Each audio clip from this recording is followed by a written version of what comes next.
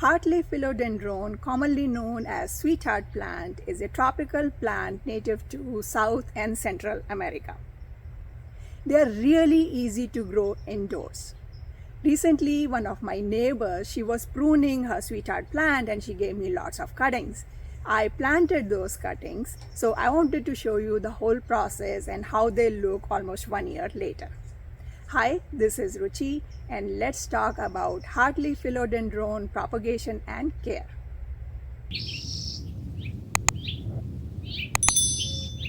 The easiest way to propagate philodendron is that you take 3 to 4 inches long cuttings and put them in water. So here I have one cutting which is quite long, more than 12 inches. So this is the bottom part and this is the top part. So you make a cut just below the node. Node is the place from where the leaves grow and potentially the roots will grow from here. Out of this big cutting, I'll make 2 cuttings. So I just made 2 cuts. So this is one cutting. So this is ready. I'll remove the dry part and I'll put it in water. So here is another one. So I'll just cut it below the node and I'll make 2 cuttings. So another one here, and from the bottom I'll remove a few leaves and just put it in water. Same thing here, remove a few leaves and then put it in water. So I'm going to do this for all of these, but I also want to try it directly in soil. I mean, water is the easiest way, but I want to try it in soil also. So let me make smaller cuttings because this is a small container. So this is one cutting, remove a couple of leaves on the bottom. So now these are the 2 nodes that could go in the soil. So I'll just make a hole and just bury it in. So that this node is barely going. I'll put some more soil. And in this I have perlite and coco peat and some compost in here. So I'm going to just add more soil. So same thing here, remove the bottom leaves, make a hole, and these are the nodes from where potentially the roots will grow. So I'll just try to bury 2 of these.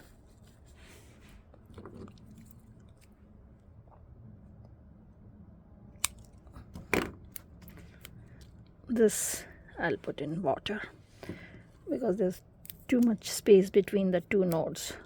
They will not go inside the soil for this container. The plant is a vining plant.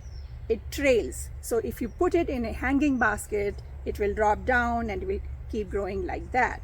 Or you can put a trellis on top of it and guide the plant on top of that.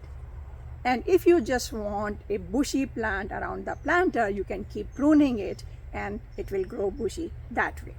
It's a slow to grow plant, but that's good for indoor plants because you don't have to keep trimming them all the time. It likes bright indirect sunlight, which is again perfect for indoors. You know, normal room temperature 65 degrees Fahrenheit to 85 degrees Fahrenheit are perfect for this plant. They like a little bit more humidity, but normally whatever humidity we have in our homes is all right for these plants.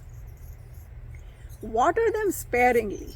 You know, only when the topsoil is really dry, then water them. Because if you water it too much, the leaves will turn yellow and they will drop. And you can immediately tell that this is too wet. So just make sure that you water it when it is dry. In the growing season, you may want to feed it with a balanced fertilizer, nitrogen, phosphorus, potassium, maybe 666 every month to promote growth. It is toxic to children and pets. So, you know, if you have pets, maybe you don't want to grow this plant, or you keep it up high so that they can't reach to this plant.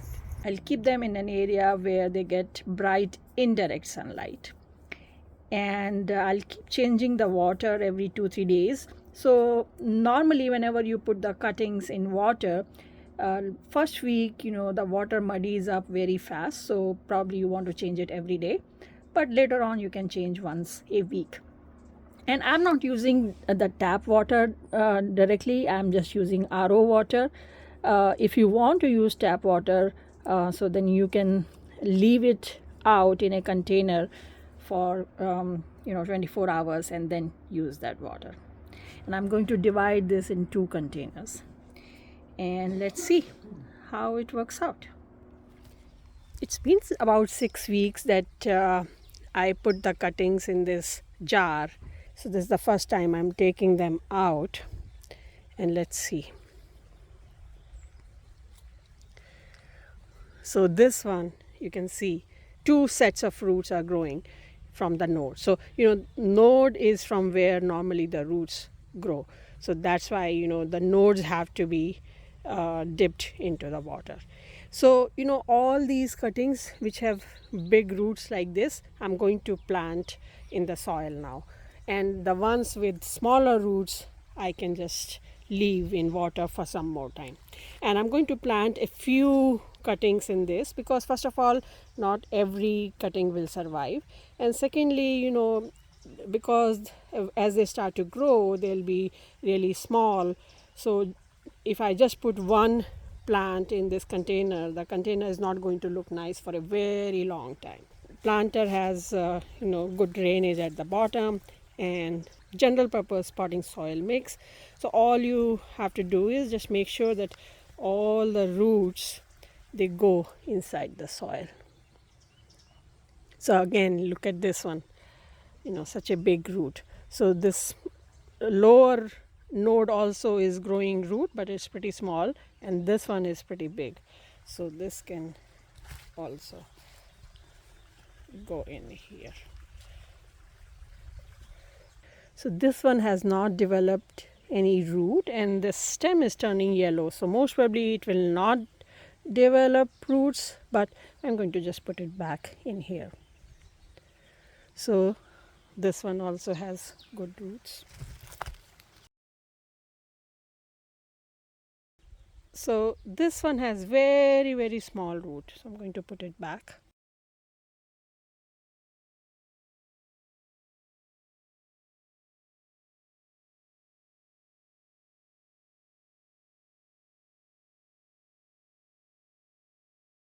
So I would say about 2/3 developed roots. I mean, out of those 2/3, 1/3 have really big roots, and 1/3 didn't develop roots at all. And that's fine. I'm happy that at least 2/3 develop roots. So we have planted 1, 2, 3, 4, 5, 6 cuttings in here. So I'm going to keep it inside where this jar was, like it was next to east facing windowsill, so it was getting plenty of light. And I'll keep you posted how this grows. So the cuttings that are directly planted in soil, they are not doing that great. And I know why. As I told you earlier, if you water them too much, the leaves will turn yellow and they will drop. And that's exactly what happened. I divided those cuttings into 2 containers because there were too many for that small container. And I probably watered it too much. You can see the water, it's like the soil is dark in color. And this is too much water. So they dropped the leaves, and this another cutting is dead. But I still have hope. I see some sprouts coming out, so I'm hopeful that they will survive. And this is how they look 9 months later. In these, we planted the cuttings directly, and look how they are flourishing. First they dropped the leaves, but then they started growing, and look at this. And this one, we rooted the cuttings in water and then planted. So it's been a little slow as compared to these, but this is doing fine too. Some of the cuttings died from here. I would tell you that. It's not that 100% of the cuttings survived, but a few survived, and you can see that this is growing well too. And obviously this is a bigger container. You can see the leaves look healthier to me there, but that's just the placement of the plants inside the house too. So they are indoors, they just get indirect sunlight. These are sitting on my desk because they are small enough, and this is sitting separately, but they are just doing fine. So now you have to just make sure that they stay indoors, and they'll keep growing slowly. So it is pretty straightforward. I showed you both the ways. You can plant the cuttings directly in the soil, or you can root them in water first and then plant in soil. One thing I would say is that it requires less water. So here, because the containers are so small, it hardly holds any water. So there was water deficiency here, and probably that's why they grew better. But in any case, all of them survived, so I'm happy with the results. So if you get hold of this plant cuttings, just put it in the soil, very straightforward, not fussy at all. Put more cuttings than you need, because some of the cuttings always die. And then you will have flourishing plants like this. So I hope this video was useful to you. If you have any questions, leave me a comment and I'll try to answer as soon as possible. If you like this video, press the like button, subscribe to our channel, and don't forget to share it with your friends and family. And I'll see you next time. Happy gardening. Bye.